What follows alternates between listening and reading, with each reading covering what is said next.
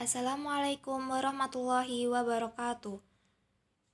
Yang saya hormati Bapak Danu Arisetianto SSY MH selaku dosen pengampu mata kuliah Fikih Siasah beserta teman-teman dari kelas 3H Hukum Ekonomi Syariah yang berbahagia.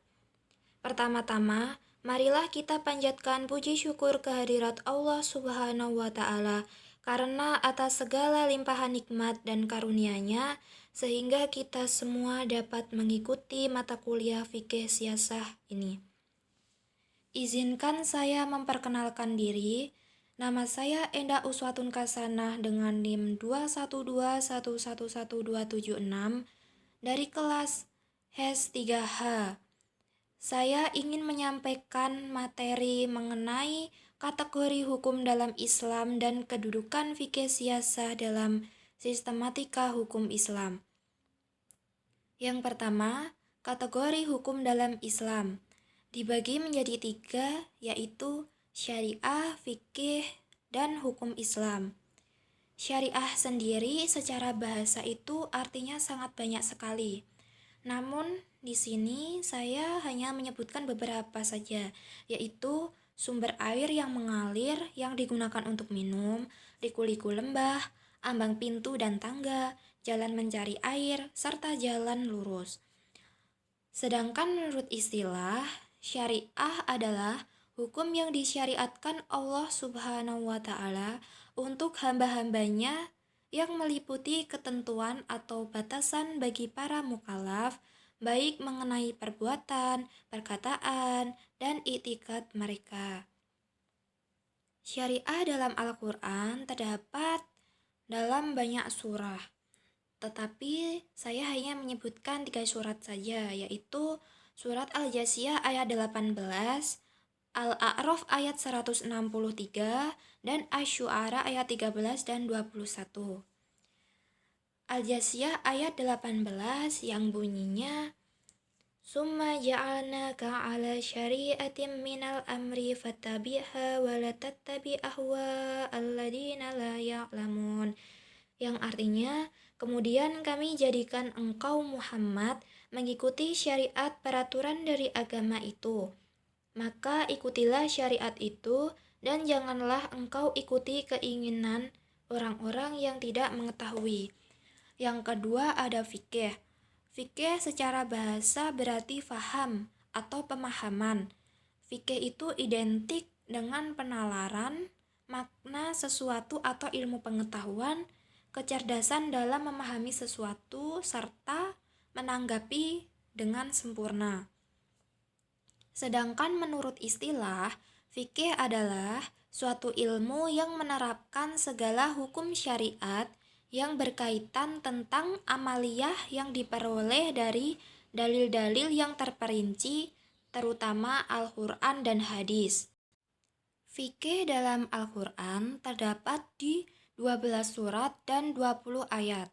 Salah satunya yaitu Quran Surat Al-A'raf ayat 179 yang bunyinya Walaqad dara'na li jahannama katsiran minal jinni wal insi lahum qulubun la yafqahuna biha walahum a'yunun la yubsiruna biha walahum adhanun la yasma'una biha ulaika kal an'ami bal hum adhal ulaika humul ghafilun, yang artinya dan sungguh akan kami isi neraka jahanam banyak dari kalangan jin dan manusia.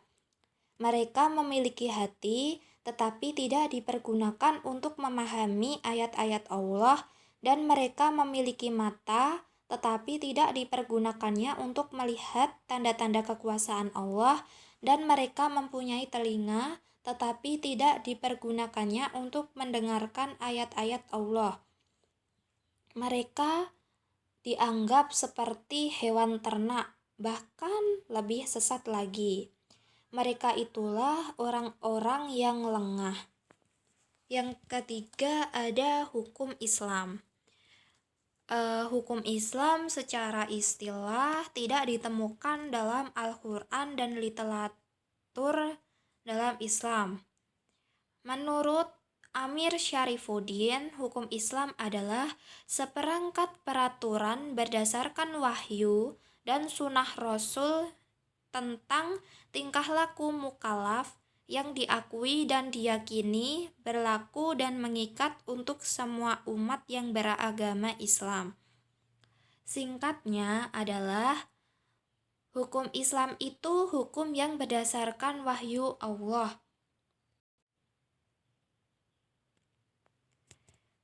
Ada juga sumber hukum Islam.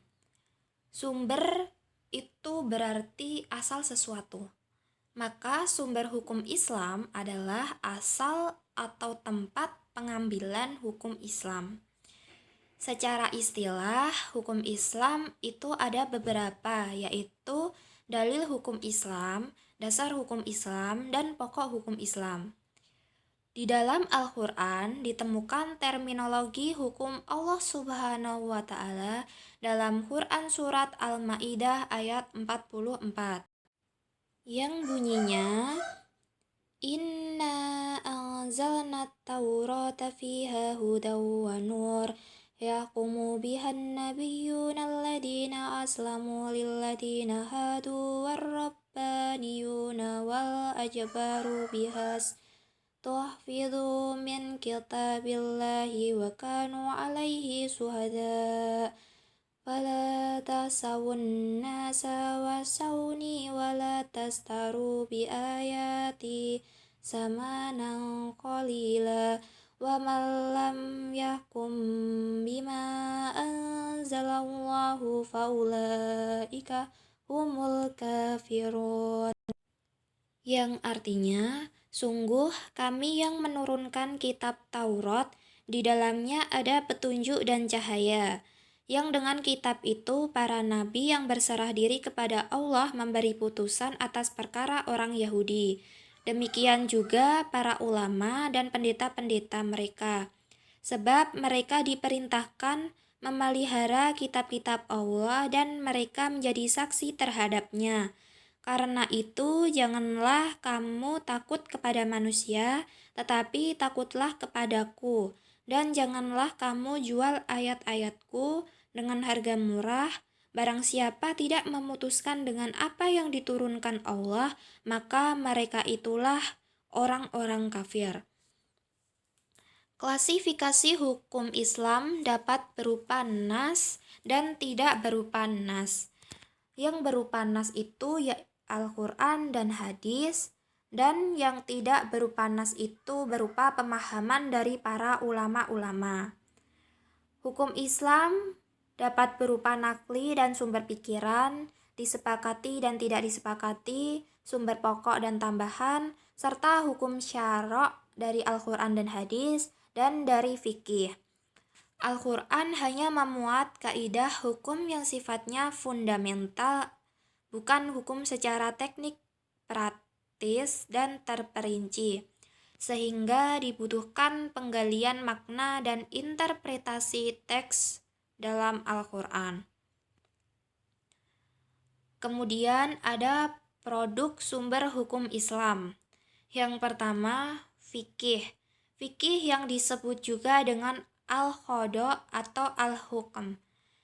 Fikih bersifat ijtihadi. Ada ruang untuk berpikir atau berijtihad. Maka dari itu bisa disebutkan ada perbedaan pendapat merupakan sesuatu yang wajar.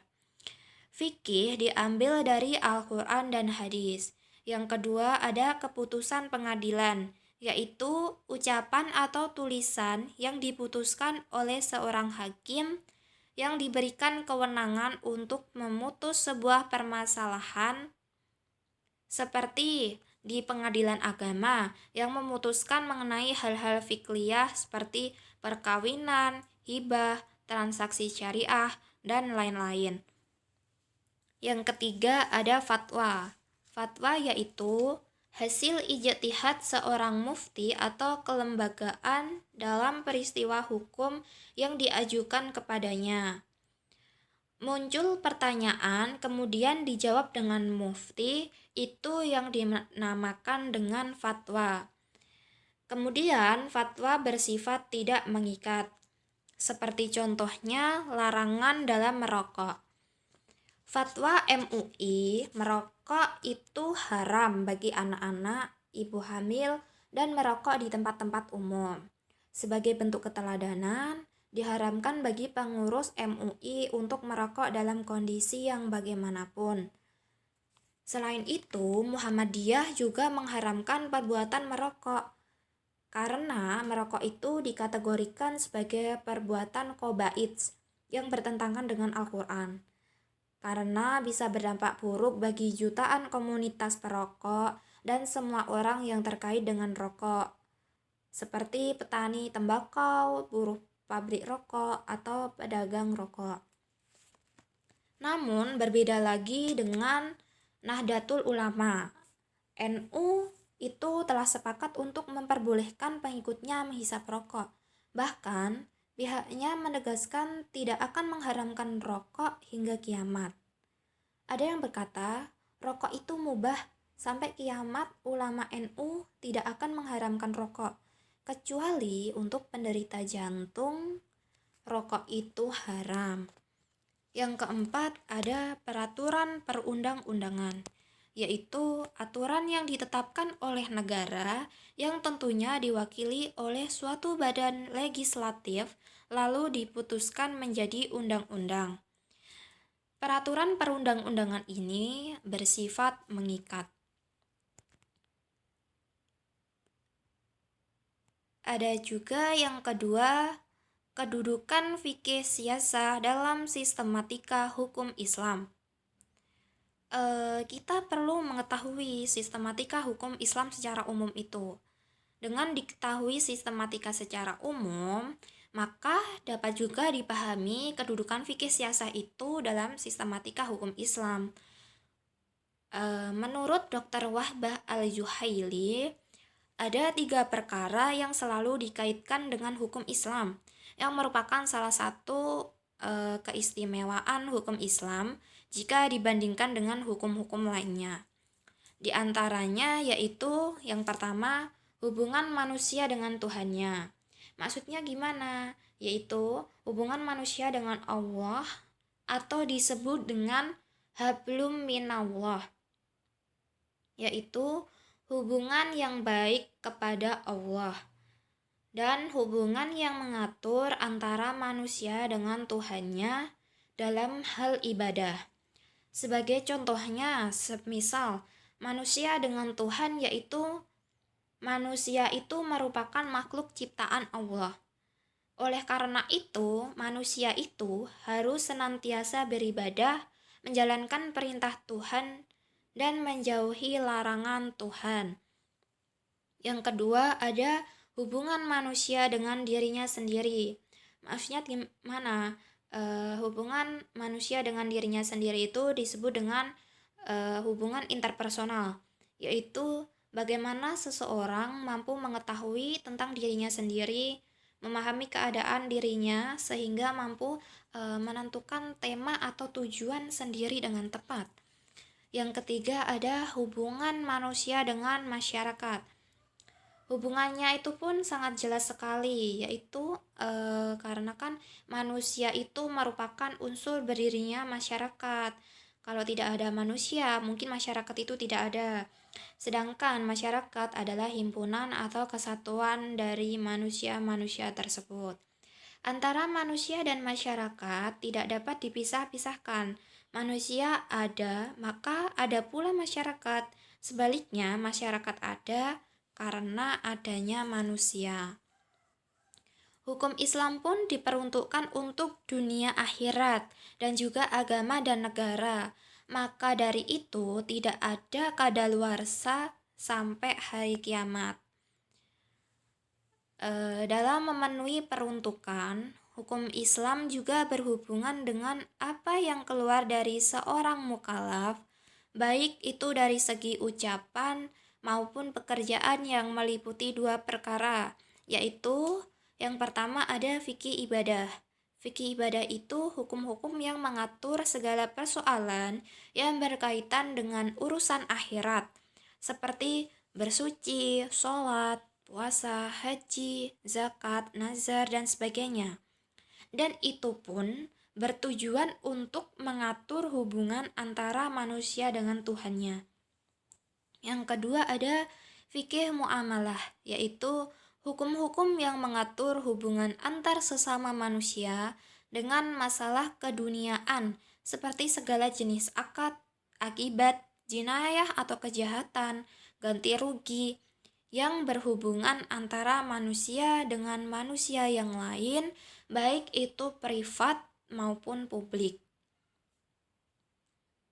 Maka dari itu, hukum Islam semua berkaitan dengan akidah atau keyakinan, ibadah, akhlak, muamalah, dan semua itu supaya kita itu tidak lalai dalam melaksanakan kewajiban mendekatkan diri kepada Allah Subhanahu wa taala dan juga menghormati hak-hak untuk memiliki, merasa aman, bahagia serta hidup berkelanjutan bagi seluruh jagat alam. Menurut TM Hasbi As-Siddiq membagi sistematika hukum Islam jadi 6. Yang pertama, ibadah kepada Allah Subhanahu wa taala meliputi sholat, puasa, zakat, haji, dan lain sebagainya. Yang kedua ada hukum keluarga seperti nikah, talak, dan rujuk. Yang ketiga hukum kebendaan, sewa menyewa, jual beli. Yang keempat hukum tentang perang, yaitu damai dan jihad. Yang kelima, hukum acara di peradilan. Yang keenam, hukum akhlak atau adab. 6 kelompok tersebut itu masih global. Ada lagi tambahan seperti hukum akidah atau keyakinan, hukum ibadah, hukum muamalah seperti jual beli, hukum jinayah seperti kejahatan-kejahatan, dan hukum acara serta hukum perkawinan dan hukum waris dan politik Islam. Berikut materi yang dapat saya sampaikan, kurang lebihnya mohon maaf. Terima kasih. Wassalamualaikum warahmatullahi wabarakatuh.